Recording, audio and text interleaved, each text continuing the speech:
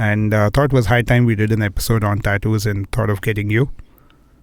Thanks for calling me here, man. So before we even get into the whole list of things I want to discuss, what's your journey been like, and at what point did you decide that I'm just going to be doing this? And it's a pretty, it'll be some decision, right? Because it's not the most common thing. Yeah. Well, this is right now my 15th year. So this started when I was 18. Basically, I was studying graphic design in MIT in Pune, and then I was kicked out. I did not fare well and didn't get along very well with a few of my professors. What did you do though? Yeah, just been different, man. Since day one, trying to do things my way, and they didn't like that, and my attitude didn't go well with them. So, while I was there, basically, all my life I've done painting, and as a child, your only introduction to art when I was in school was just paint. Yeah. And probably do a bit of sculpture, but that's it. Oh, not in my school. We were not exposed to anything else, right? No graphic design, nothing, nothing. No animation, none of that stuff. So all I did was paint. I used to paint canvases, and I gave all my elementary, intermediate, and all that stuff. But then I got into this, and I think heavy metal has a lot of big influence in my life, because the people I looked up to were basically rock stars and those kind of people. So seeing them covered in tattoos, and especially it kind of goes with the imagery. I used to love that imagery. It's very dark, it's very edgy, seeing graphic albums and artworks and album art covers and posters. So that kind of drew me into I'm seeing all these guys with long hair, I'm seeing them with tattoos, I'm seeing them with piercings. Yeah. That kind of started growing onto me a lot. And I started drawing with a sketch pen onto me. That's how that crazy obsession got onto me. And once I was back in Bombay after I was thrown out, I decided, okay, I've done painting, I've done drawing, I've done oil painting, I tried to do graphic design, product design, and I was sick of everything else, and I don't think I belong very well in an institution sort of education system. Yeah. So I decided, okay, let me try this tattooing thing out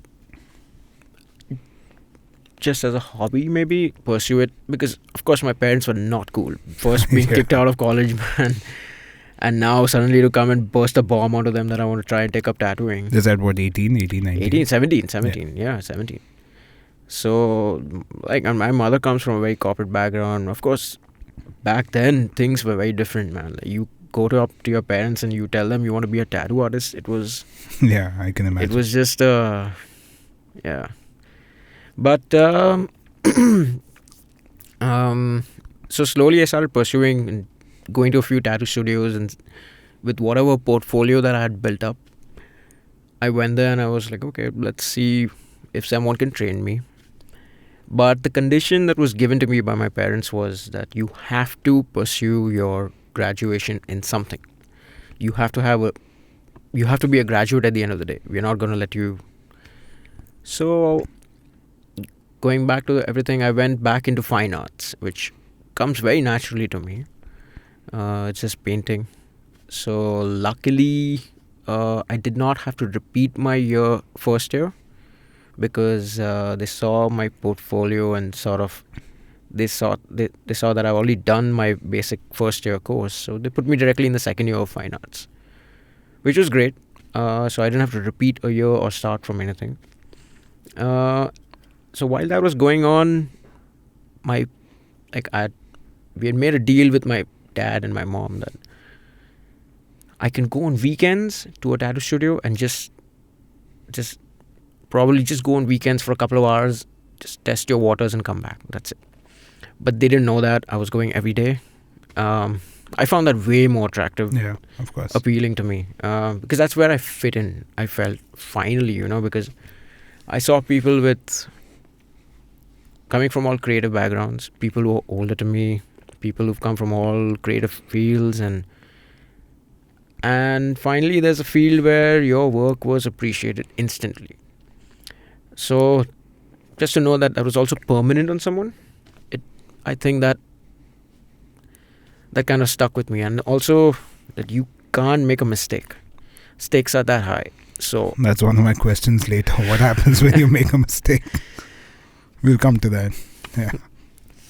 nah, you can't make a mistake. So it's like every day you got to challenge yourself. Like you can't fuck up right now. You can't pull a line wrong. You can't shade wrong. It's testing yourself. You're pushing yourself, and every day is a different piece that you have to tattoo. So you have to come up with something different, and you have to be different. You have to be creative. So it pushes you every day, and you're learning. So it's for me, it was like, it's not boring at all. Yeah. It's so different, and I'm getting to meet people from so many walks of life. And I think I had a problem with first, like, just opening up. I'm a bit reserved, but that kind of helped me also grow as a person, because I started gaining knowledge from people, starting taking advice from people. So it basically shaped me since, because like 18 onwards, I've just been doing this. This is all I know how to do. What was the first experience of, like, was it on yourself or someone else? Yeah, ideally you're supposed to tattoo yourself first. Yeah. As an apprentice, you're always supposed to first test your own skin. But at that time, I had a very close friend who was in college with me in Rachna Center. That's where I did my college. All right. And he volunteered very bravely. Yeah, man, that's being brave. Like, he gave me his entire arm. He's like, okay, this is what I want to do. Go ahead. That's true friendship. Yeah, it wasn't bad for the first time, because this fucker gave me only straight lines to do on his hand, which is the most fucking difficult thing for a tattoo artist to start off with, It's just doing straight parallel lines. Like, he just wanted straight parallel lines on his hand. I was shivering, man. I think I took like 10 cigarette breaks in the first 1 hour. Yeah. I think I was just way too nervous. I was way too nervous. But it came off fine. It didn't come off fine, but yeah, we fixed it later. Yeah. Great. So tell me, what actually is even a tattoo? What's happening to your skin? Where's the ink going? What's happening? Okay. Basics. Well, just to sum it up very simply, you have 2 layers of skin, like your epidermis and your dermis. So your epidermis is on top, and your dermis is underneath, where all your nerve cells and blood vessels and all that is there. So when a needle, basically, I'm going to just show you as a reference, like your epidermis and your dermis, when a needle starts piercing from top, I'm poking through this one, and then I'm poking through this, and it leaves behind the ink in the second layer, which is the dermis, and it pulls out in a very slow. This is a very slow movement, but it goes about, in a modern tattoo machine, say about 3,000 times a minute. Okay. So that's quite fast. So it's leaving behind ink every time. And what happens is, basically, I'm wounding a person. If you go to see, I'm puncturing the skin, and I'm letting the ink seep underneath. Now, because it is actually a wound, your body will start to repair the wound instantly. That's why sometimes when a tattoo is done, you will see it getting slightly inflamed. You will see it slightly getting sore and red. That's basically your antibodies in your body trying to heal that wound. And over a course of about 2 weeks, the damaged epidermis layer will shed off, because it's basically broken. Like, I've tattooed this much of an area, so this entire area will peel off, basically like snake skin or like dry skin. Every time you cut yourself, you get that scab. Yeah. That's the same thing that happens to a tattoo. And there's a new layer now which does not have ink in it. So the first layer had ink, second layer also has ink, but the first layer peels off because it's damaged. So there's a new layer that grows back onto it, but that has no ink on it. So that's why your tattoo looks a little bit lighter, because now there's basically a brown layer on top of the ink that's left underneath. And what shows underneath is what your actual tattoo is. And then it stays that way. I think the first time I got my tattoo, like what you said, right? When you see it first, it looks so rich and dark. Yeah. And then later when the skin peels off, the color subdues a bit. Yeah. How's tattoo, like in terms of, you said this machine does 3,000 like piercings a minute. How's the tattooing tech or equipment or techniques evolved? Because I remember my grandfather had, like most of our grandparents had a tattoo which was like family symbol, not symbol, family name or Om or something, right? Yeah. What's the evolution been from there to now? Oh, major evolution, man. It's changing as we speak right now, because I feel sometimes it's difficult to keep up with what's new in tattooing also, because every company has a different... Now, firstly, there are so many brands of machines and inks and needles, and technology is getting like updated every 6 months. So from back in the day, the machines that we used were basically a coil machine. This is when I started off. A coil machine is basically copper wires wound. And you know the machine that really makes a really loud noise? The one that can like just keeps going on. The instant you hear it, you start shivering. Because that machine scares people. Just the noise that it makes. So those machines were designed back in the day. This is about 20-30 years ago, maybe longer, before I was born. And right now, modern machines don't use that technology. It's shifted more to like a rotary machine, which is much more silent. It's much more softer. The impact that it has on your skin is much more smooth. And you can tune it better for the kind of work that you like to do. So, and now even styles have evolved because the machines have evolved. Right now, like I can do very fine geometric lines. I can do dot work. I can do very precise shading. And that kind of was not possible with the machines back then. Got it. Even the needles are much more finer, much more better in quality. Everything has just gone up. Even the ink qualities have gone up. What's the ink though? Like what's the origin? Pigment. Like is it all natural stuff? Yeah, now everyone uses just organic dyes, and you cannot use... I mean, back in the day, some of the inks... This is back way long ago, okay? This is like maybe 50s, 40s. I don't even know. A modern professional artist will not use those inks ever. They used to have a few chemical compounds in it. Sometimes they could have an allergic reaction with your body. Yeah. But overall, those things have gone now. And no company right now wants to make an ink product that would cause a reaction on a person. And their standards have gone up. And so does the standards of the tattoo artist, because we don't want our clients to come back to us with problems like, hey, your tattoo caused an infection on my body. It's because of the ink or whatever, the needle. Yeah. So we take hygiene a bit too seriously also. And it's for our reputations, for everyone's reputations, for the reputation of the entire industry. We want to be better. So things get better and we evolve with it. That's how it's going. What's the first process like when someone comes to you saying, I want to get a tattoo? Let's talk about people who are getting their first tattoo, right? Yeah. I'm sure you would be getting cases where people know exactly what they want, and in some cases perhaps people are a little clueless, but they just want a tattoo. True. What in your approach works well, or what as a tattoo artist do you expect people already to do their homework and then come to you? Well, okay, when I started off, the tattooing wasn't taken as seriously as an art form. It was more like a style statement. Like, I want to get something cool on my body. And I think clients had a very limited option. That they used to enter a tattoo studio and there could be probably 3 or 4 books or catalogs.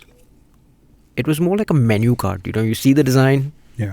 and you pick that. And of course, there were a few people who were doing their own designs and coming up with stuff, but 90% of them were doing that thing. Like, you pick a design from the net and you get it done. Like, but also artists have evolved right now, and we have our own identity and own styles. So we kept pushing the boundaries. Like, okay, we don't want to do this shit. Now we're going to do something better. I can draw something way better than this. So that has also encouraged people that, okay, hey, this artist can customize, can understand what I'm going through, can understand my thoughts. Maybe he or she will put together something that is more personal to me, that I can relate better to my tattoo. But not everyone thinks like this. Not everyone wants their first tattoo to be so personal or in-depth. Some people just want a fun tattoo. And they're always going to be that. It's going to be there. Yeah. You could have a fun, stupid tattoo too. There's nothing wrong with it. Like what? Like a butterfly? You could if you want to. But the point is, I try to tell people, just think about what you want to do. Yeah. It's just a cautionary thing. It's permanent. Just, I don't want you to regret something that 10 years later that you might just regret it.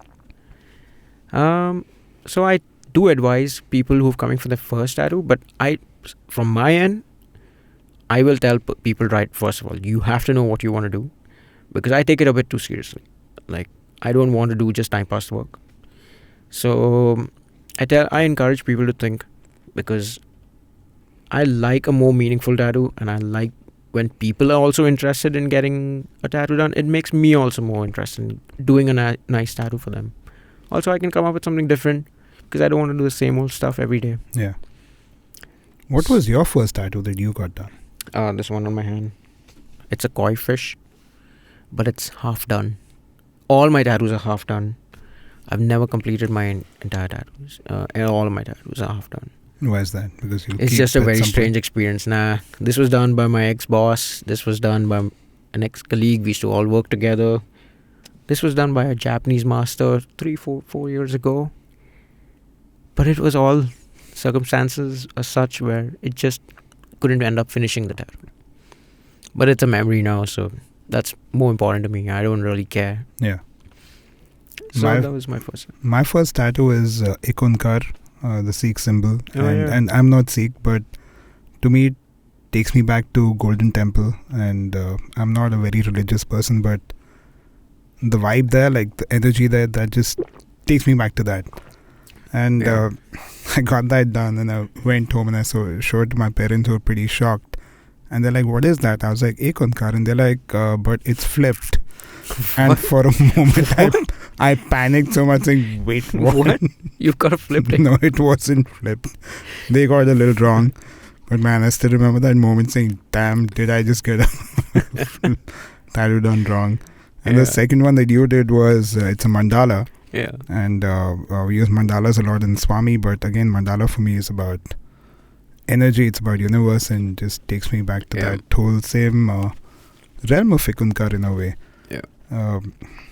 And I want a third one now, which is 3 dogs. So I need to figure out how to do it. In my mind, I wanted to get 3 stick figures, but then I was trying to draw it just to figure out, and it wasn't working out. But like something here on the arm. Again, stick just figures memories. of dogs. I don't think stick figures will work. So in my mind, originally I thought it'll be a dog inside a dog inside a dog. But that can be done. I've done that before. Oh yeah? Yeah. I'll talk to you about 3 that. different styles. Yeah, we can do a live consultation as we go. Actually, tell me more. How would we go about this? Yeah, you can. I mean, if you want a small tattoo, I would suggest. And how small are you looking at doing? Something like this. Again, very few areas we don't have hair. So that hair's not an issue. Shave it off. In that size, basically, so you're limited to doing certain styles of work. To be very honest, I wanted to age well. So if it's minimal, it's going to be outline work. if it's 3 dogs, just for example, top of my head, you want to distinguish between all 3 of them. One could have a thicker line, one could have a thinner line, one could have a grey line, or one could be in color. So you have all 3 different lines. It could be one side of each other. One could be slightly shaded. So you could make, like, the oldest one could be slightly shaded, the light second oldest could be lighter. You could go in that direction too. I've done one where a client's he has 2 dogs, but one passed away. But he wanted to capture the spirit of the dog that passed away into the new dog, because the new dog reflects the guy that we used to passed away. Same for me. Yeah. So I did a very nice thing where I did like a silhouette, but in dot work of that same dog, which you took from his photographs, but I converted to a silhouette because again it was a small tattoo. And then I placed the new dog inside, but in a more hollow, like showing it as skin. Yeah. So that shows that the essence. I mean, there are ways to work on it. You could do that. Are they all 3 different breeds? Yeah, but to me the breed is not. No, I mean, like to see them in like to me the face, like a lot of people will do like a big. You want to do the face? No, I don't want to do that. To me, it's more about the symbol than the actual I get what you're saying, breed. Yeah, so there's a way where you can do all 3 combined in one tattoo, where it's kind of new and trendy right now. I hate to use the word trendy, but it's like doing everything in all in a single continuous line. So you can have all 3 faces or dogs, full bodies, in one continuous line. That can look nice too. Yeah, that's interesting actually. Yeah, it's a single continuous line that forms the shape of all 3 dogs. This is something I like to explore. Yeah. We will get into more of this offline. Yeah, sure. What are the available options in terms of technique, right? So you have your geometrical lines, you have your shades, like what all is available in this? Okay. In technique, I mean, if you go to see technique point of view, there's a hand poke. Yeah. And there's machine. In hand pokes, we have the traditional way of doing hand poke tattoos, which is now making a comeback. Then we have the regional, what I would classify them as, different countries have their own different styles of doing hand poke. In Thailand, you would see it with a bamboo stick. In New Zealand, you will see it with the Maori culture does it a different way. In Japan, they do it in a different way. So they basically poking it with hand, but it's just a different technique. All 3 of them, or 4 of them, or so many of them apply. In India also we had hand poke. If you go to see olden traditions in Rajasthan and Gujarat, and I've done a trip there, and I went to, I think, Kutch, where we found like all the women just completely covered in tattoos, and some beautiful work. Like, of course, it doesn't hold up very well compared to a modern tattoo machine, the outlook of that, but it just has its own charm. The symbols that they use, the meanings behind it, the reasons why they get it done, that was pretty interesting. So India also does have a huge, it's kind of underground, but it's always been there. If all, like you said, your grandmother and your grandparents have tattoos. Yeah. It was always there, but it was never taken very seriously. We never really explored it too much. It was just kept at the background. And any advantages to a hand poke versus a machine? No. Machine's better. I want to say this outright. Like, it's like using a payphone and a cell phone. Okay. Like, cool. Yeah, you can't do the same. You can't get the same results, no matter how good you are as a hand poke artist, that a machine will do. Because the sky's the limit when you have a machine. You could do realistic work. You can do beautiful color blends. You can do fine line work. You can control the movement of it, and so it's a better tool. Yeah, fair. Yeah. What about colors? Yeah. Most tattoos we see is this color, right? Like no, greenish. mine is black and grey. But what is that? That's greenish? No, It it's doesn't have a green tinge. No, probably under the light, but it's all Yeah. black and grey. Okay. It's So- silver. So that's the most common, I assume. Most tattoos are black and grey. Always, Yeah. there will be every tattoo that has some amount of black in it. But black and grey is mostly preferred because on our skin tone, not everyone's way too fair enough to pull off bright colors like yellows and light greens and light blues. So on Indian skin tones, you have to be a bit more careful with the kind of colors that we use. Also, if you are looking for a color tattoo, you need to go slightly bigger. In my experience, you need to go at least double because you want to make sure the colors pop Fair. and they look even vibrant when they heal. Like I mentioned, like when it's freshly done, it will always look good.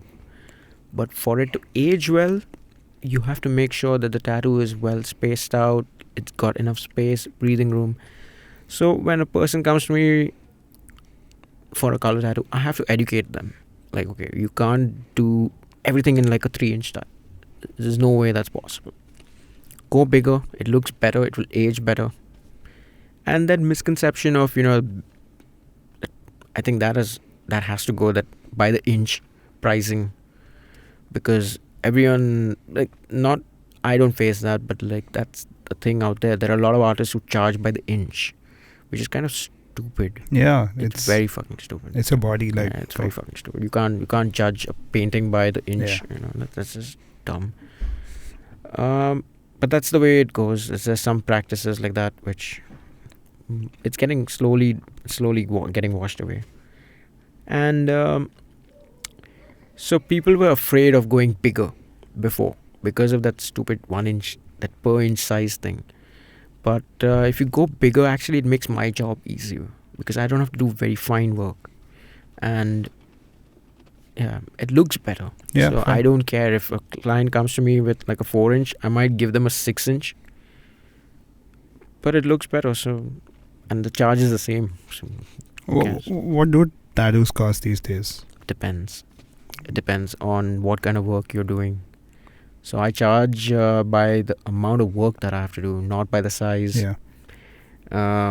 If it's very detailed, the prices can go up. If it goes in sessions, then it's a different pricing range. If a guy wants a full sleeve, Yeah. you can't give a price because you never know. There's so many variable factors. So you charge per session. Some people charge per hour. It's those kind of pricings are fine. Then we come to like, okay, it's a fixed amount. Even if you're getting a sleeve, there could be 10 different styles of sleeves. There could be a person just getting black tribal artwork. Yeah. It's very easy for me to do that. So my rates per session will go lower because I just have to take I just have to fill black. I have to take one needle and just color it in. My cost per product is way too less, so I charge less. But if a person wants to come with realistic flower work and say, for example, some portraits and like something very elaborate, then of course my pricing is going to go up per session. Fair. Which are some of your most challenging tattoos?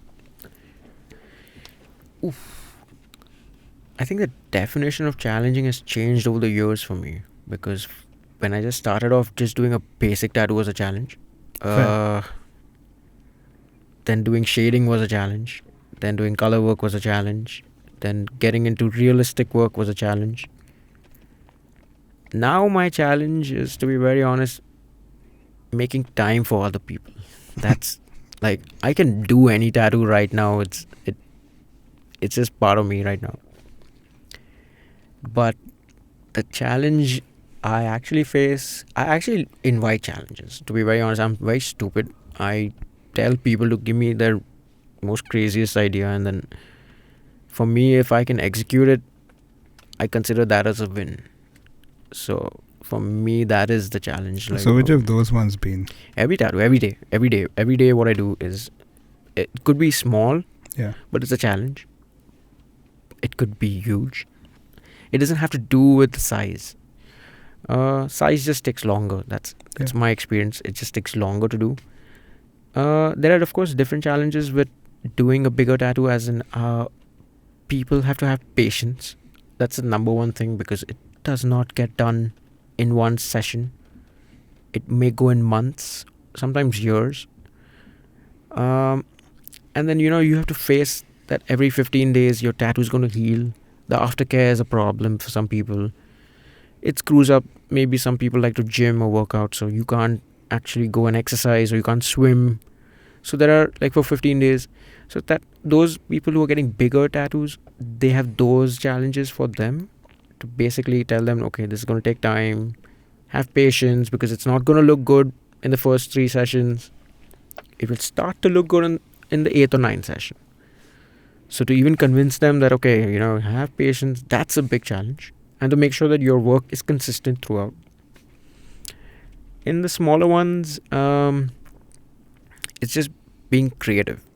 That is the true challenge. Like, how can you make sure your tattoo is different from everyone out there?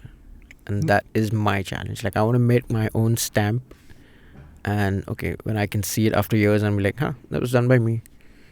So that is what I like. And that's a challenge for me. It could be as small as this. It could be big. Yeah. I think the one that I want to get is going to be relatively smaller than what. Yeah, but it's a challenge, right? Yeah. To do those 3 dogs in the way you want it to come across. Yeah. Even that's a small challenge. I got to nail that. So even doing like a small tattoo like yours, I go through over 3 drafts or 4 drafts. So it's not that the work is simple. It's just that the process might be shorter. Yeah. But in the bigger ones, yeah, of course, I rack my brain a lot. Sometimes it takes me a month to design some big pieces. I try to overcomplicate things also. But then there's a process where you overcomplicate your design, then you simplify it. You go through. Cool. We'll take a short little break. When we come back, I want to talk about a few tattoo do's, don'ts, some myths, and even tattoo care. Sure, yeah. Hey, it's been a special week for the IVM Podcast Network as we turn 8 this year. Listeners, thank you for being with us on this wonderful journey. Presenting to you Club Cyrus Says, the premium tier offerings for our podcast. Club members will get exclusive Cock and Bull episodes every Monday, extended and unfiltered versions of the guest episodes, access to the Club Cyrus Says Discord server, and audio offerings such as ad-free episodes and early access to guest episodes. Also, members get to decide the topics of live episodes and get their name on the producer's slate at the end credits. On The Wire Talks, Siddharth talks to former BBC journalist Satish Jacob about the latest income tax raid conducted at their BBC office in Delhi. On The Habit Coach, Ashton helps you get a perfect answer to the question, who do we work for? On Storytellers and Storysellers, Vineet hosts actors Madhyama and Chayan from Netflix's hit series Class. They spoke about how they prepared for their roles and working with Ashim Ahluwalia. And on Vartalab, Akash and Naveen talk to Anshu Patni, CEO Mythoverse Studio and podcaster. They speak about parenting, home culture, and Anshu and Akash's days working together. Once again, don't forget to visit our merch store on ivmpodcast.com. We have some exciting stuff for you over there. Follow us on social media via IVM Podcast on Twitter, Facebook, Instagram, and LinkedIn. If you like our shows, spread the word. Tell your friends and don't forget to rate and review us wherever you're listening to us. You'll also find all our shows on youtube.com/IVM Podcasts. And finally, we would like to thank our sponsors this week, Yono SBI, Cash Free Payments, and HDFC Mutual Fund. Thank you for making this possible. We're back on the niche thing. I'm talking to Zaheer about all things tattoos. Tell me, when you get your first tattoo, what about its longevity? How does it fade away? How do you maintain it? And what you said earlier, if you mess something up, how do you get rid of a tattoo as a worst case scenario? Regarding tattoo maintenance, basically a person has to understand that a tattoo is a wound. When it's freshly done, you have to make sure that you give it a bit of rest. And it is going to start, like I explained before, where the technique of tattooing is where your epidermis, dermis thing, your top layer of skin is going to peel out. So you got to make sure that you don't put it under a lot of stress. and you try and avoid water as much as you can. So because you don't want the new layer of skin, basically your scab, to get soggy and peel out. You want it to just age well and heal well. So you tend to avoid anything which would do a lot of physical injury work, or basically even if you work out, if you've got a tattoo done, say for example on your legs, please don't play football. That's the most stupidest thing you can do.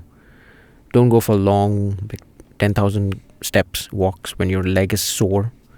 And basically you want it's an injured area of your body. You just want to give it rest, and you don't want to fuck with it. That's as simple as that. So don't do stupid things. Don't go swimming. Don't go in a hot tub. Very dumb things I have to tell people sometimes. Like, Yeah. Like, no, there's Like there are a lot of dumb things I have to tell people. There's this one guy who is a recent client of mine. I think he got like a deep tissue massage, and then he likes to walk a lot. So he just completed like 10,000 steps before he came to me to get tattoo done. So his leg was already like really sore. This is before the tattoo. And like every line I did on him, like he was in pain, because after a deep tissue massage, man, your body's going to hurt. And he's getting a big piece done. So it's going to be like a 6-hour, 8-hour session with me. And after that also he went and he walked more. So his leg was bloody paining. And I was like, man. Yeah, fair. What about tattoo removal? Because I guess worst case scenario, right? If someone really wants that, how does that even work, and does it work well? Laser.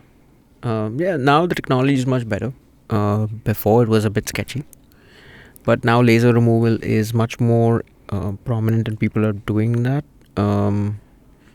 What happens is, it's not going to completely go away in my experience of seeing laser work on people.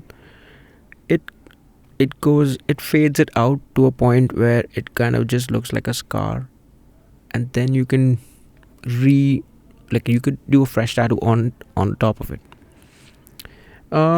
The point of, like, if I have to suggest, like, someone getting laser done, if you do a complete laser job, it is going to, basically it's burning your skin. It does leave a little bit of a texture, and it will never completely go away. There might be a few spots, and this is after like 6 to 8 sessions of laser, because it never goes away in the first. So what we sometimes advise is like, okay, you can, if there's a tattoo that is really just black, and the person wants to cover it up, and it's smudged and it's embossed, and it's just a bad tattoo, like it was done horribly, it has aged horribly, everything's bad, and the person wants to cover it up. But when you do a cover up, you ideally have to go like way bigger.